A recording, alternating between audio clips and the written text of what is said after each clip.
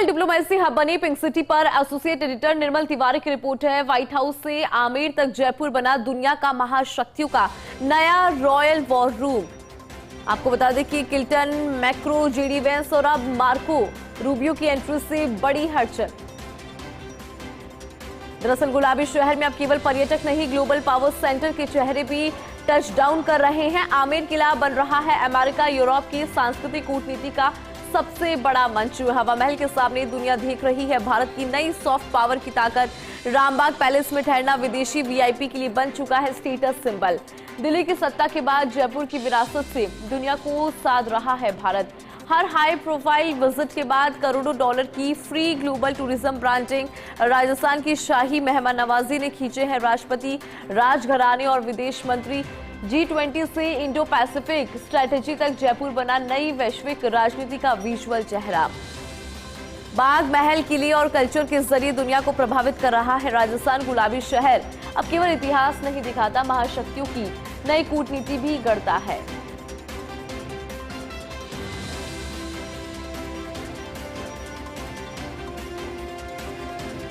तो आमेर किला America Europe की सांस्कृतिक कूटनीति का सबसे बड़ा मंच बन रहा है। हवा महल के सामने दुनिया भारत की नई सॉफ्ट पावर को देख रही है। चलिए इस पे ज्यादा जानकारी लेंगे। एसोसिएट एडिटर निर्मल तिवारी जी जुड़ गए हैं।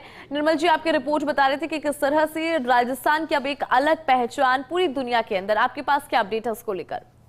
सुप्रभात इंदु। देखिए, निश्चित तौर पर अगर हम राजस्थान की बात करें, उसमें भी अगर जयपुर की बात करें, तो निश्चित तौर पर जयपुर एक बड़े ग्लोबल पावर सेंटर के तौर पर देखा जा रहा है, डिप्लोमेटिक सेंटर के तौर पर। जब यहाँ दुनिया भर से आने वाले जो राष्ट्राध्यक्ष हैं, राष्ट्रपति हैं, उपराष्ट्रपति हैं या प्रधानमंत्री हैं, उनका हिंदुस्तान आना और उसके बाद उनको जयपुर उनको यहाँ पर लाना, ताकि यहाँ का एक सॉफ्ट चेहरा है जो उसको दिखाया जा सके, यहाँ की विरासत के दर्शन उनको कराया जा सके। मेरे पास एक लंबी फेहरिस्त है हिंदू, जिसमें हम मार्को रूबियो तो चलो 25 मई को यहाँ पर आएंगे, सीधे आमेर जाएंगे, उनका कुछ देर रामबाग में भी रुकने का कार्यक्रम है और अगले दिन वो लौट भी जाएंगे दिल्ली। लेकिन मार्को रूबियो से पहले की हम सीधे तौर पर अगर बात करें, तो ये सिलसिला जो शुरू हुआ उसको बिल क्लिंटन से जोड़ करके देखा जा सकता है। 22 मार्च 2000 को जब बिल क्लिंटन जयपुर आए थे, तभी से एक अमेरिका और भारत के संबंधों में एक नया रुख देखने को मिला था, एक नया ट्रेंड देखने को मिला था। उसको टर्निंग पॉइंट माना जाता था। वो नायला गए, ग्रामीण विकास का मॉडल देखा, आमेर का भ्रमण किया, राजस्थान की लोक संस्कृति से उन्होंने आत्मसात किया, हाथियों के द्वारा उनका शाही स्वागत किया था। वहां से सिलसिला शुरू हुआ। अक्टूबर नवंबर 2003 में आपको ध्यान होगा, हिंदू प्रिंस चार्ल्स जो थे वो भी जयपुर पहुंचे थे। उनके साथ तमाम जो वहां का डेलीगेशन आया था वो वहां पर पहुंचा। उनको एक रॉयल हेरिटेज कैपिटल के तौर पर जयपुर वहां से तब्दील हुआ। दुनिया की नजरों में जयपुर का जो रुतबा था और बढ़ा। मार्च 2006 में प्रिंस चार्ल्स और कैमिला भी पूरा एक शाही यात्रा थी जयपुर की जो उन्होंने की। उसके बाद 2011 में जिग्मे खेसर नामग्याल वांगचुक जो भूटान के तत्कालीन नरेश थे, वो यहाँ पर पहुंचे। उनको विशेष ट्रेन से यहाँ लाया गया था, उनको भी जयपुर दिखाया गया। 2012 में ओपरा विनफ्रे का जयपुर का दौरा था। उन्होंने पॉप संस्कृति को, एक अमेरिकी पॉप संस्कृति को एक नए मुकाम पर पहुंचाया और उनके आने से बहुत लोगों ने, खासकर अमेरिकी पर्यटकों ने जयपुर से बहुत कनेक्ट किया, राजस्थान से बहुत कनेक्ट किया। 2018 में इमानुएल मैक्रो आए। उसके बाद 2024 में वापस से इमानुएल मैक्रो पहुंचे, फ्रांस के राष्ट्रपति। आमेर उन्होंने देखा और यहाँ पर प्रधानमंत्री नरेंद्र मोदी के साथ उनका जो रोड शो था निश्चित तौर पर ऐतिहासिक था। उसने न केवल यूरोपीय पर्यटकों को एक नई दिशा दी, यूरोप के साथ भारत के संबंधों को नई दिशा दी, बल्कि फ्रांस और भारत का एक मजबूत रिश्ता जो था वो आमेर के विश्व विरासत आमेर से ही शुरू हुआ। अप्रैल 2025 में आपको ध्यान होगा, अमेरिका के उपराष्ट्रपति जेडी वेंस जयपुर आए थे। मैं खुद वहां पर मौजूद था, उनको जब हम कवर कर रहे थे। वो उनकी वाइफ, उनके दोनों बच्चे जब राजस्थानी लिबास के अंदर, भारतीय लिबास के अंदर वहां देखे, तो निश्चित तौर पर एक नई एक इबारत गढ़ी गई कि किस तरह से जयपुर का क्या महत्व है। दरअसल जयपुर की वैश्विक ब्रांडिंग इन सबसे हुई। हाई प्रोफाइल यात्रा जैसे जैसे हिंदुस्तान आती है उनके साथ जब वो जयपुर पहुंचते हैं, तो निश्चित तौर पर एक लग्जरी हॉस्पिटैलिटी सेक्टर है, उसमें एक नया तरह का एक बूस्ट देखने को मिला। निवेश और कारोबारी लाभ की बात करें, राइजिंग राजस्थान हुआ तो बहुत सारे डिप्लोमेट्स दूसरे जो देशों से आए थे वो यहाँ पर आए। एक सॉफ्ट पावर की राजधानी बनता चला गया जयपुर। और अगर भविष्य की बात करें, अगर इस तरह के दौरे, क्योंकि मार्को रूबियो आएंगे तो निश्चित तौर पर भारत अमेरिकी संबंधों को लेकर बहुत सारी चर्चाएं उनकी दिल्ली में होनी है, लेकिन जयपुर जब वो एक दिन निकालेंगे तो निश्चित तौर पर मानिए वैश्विक सांस्कृतिक एक शिखर सम्मेलन के तौर पर जयपुर का एक बड़ा एक मंच जयपुर के रूप में तैयार होगा। रणनीतिक वार्ताएं यहाँ पर की जा सकती हैं, जलवायु के स्तर पर जो संवाद है वो यहाँ हो सकते हैं। लग्जरी निवेश की बात करें तो जयपुर में निश्चित तौर पर वो बढ़ना है। तमाम बातें हैं। लेकिन कहने का मतलब ये है, जब मार्को रूबियो यहाँ आएंगे तो उनका 1 बजे 25 मई को दोपहर 1 बजे जयपुर उनका विमान उतरेगा। उसके बाद सीधे वो एयरपोर्ट से उनका आमेर जाने का कार्यक्रम है। विश्व विरासत में शुमार आमेर को देखेंगे। वहां एक हाई सिक्योरिटी उस दिन देखने को मिलेगी 25 मई को।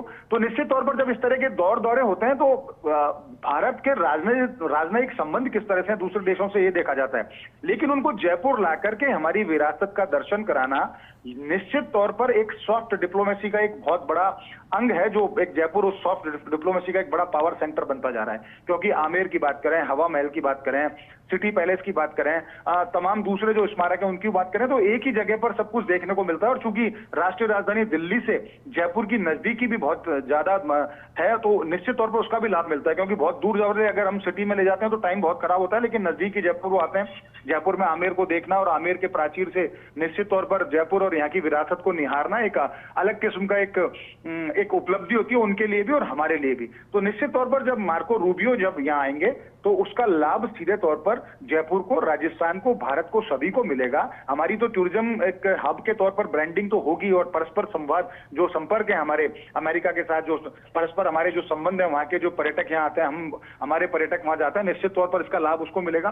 साथ ही साथ हमारी विरासत की ब्रांडिंग होती है तो उसका बहुत अच्छा लाभ मिलता है। एक बड़े निवेश हब के तौर पर जयपुर की पहचान बनती जा रही है, वो बहुत पुख्ता तरीके से राजस्थान को आगे ले जाएगा। और इसमें मुख्यमंत्री भजनलाल शर्मा का भी मैं नाम लूंगा, उप मुख्यमंत्री दिया कुमारी का भी नाम इसलिए लेंगे कि इन लोगों की मेहनत है। जिस तरह से राइजिंग राजस्थान किया, G20 का जो तमाम जो उसके डेलीगेट आए थे उनको यहाँ पर दिखाया, जोधपुर दिखाया, तमाम ऐसी जगह तो बार बार जयपुर को लेकर के एक ऐसा रोड मैप तैयार करना जिसमें जयपुर के साथ साथ राजस्थान की विरासत के दर्शन भी उनको कराए जाए। क्योंकि सिर्फ पर्यटन के लिए वो आते हैं, लेकिन उसके मायने बहुत होते हैं। उसमें औद्योगिक फायदा भी होता है, निवेशिक फायदा भी होता है, बहुत सारे फायदे होते हैं। तो निश्चित तौर पर मार्को रूबियो के स्वागत को लेकर जयपुर और आमेर तैयार है। अब उम्मीद इस बात की कि 25 मई को जब आएंगे तो उनका दौरा निश्चित तौर पर राजस्थान के और जयपुर की जो टूरिज्म ब्रांडिंग है, उसके अलावा जो कल्चरल ब्रांडिंग है, जो हम इंडस्ट्रियल ब्रांडिंग की बात करें, हम इन्वेस्टमेंट ब्रांडिंग की बात करें, वो तमाम ब्रांडिंग उसमें देखने को मिलेंगे। उसका लाभ निश्चित तौर पर जयपुर, राजस्थान और भारत को मिलेगा। बिल्कुल ठीक है निर्मल जी, बहुत शुक्रिया जानकारी और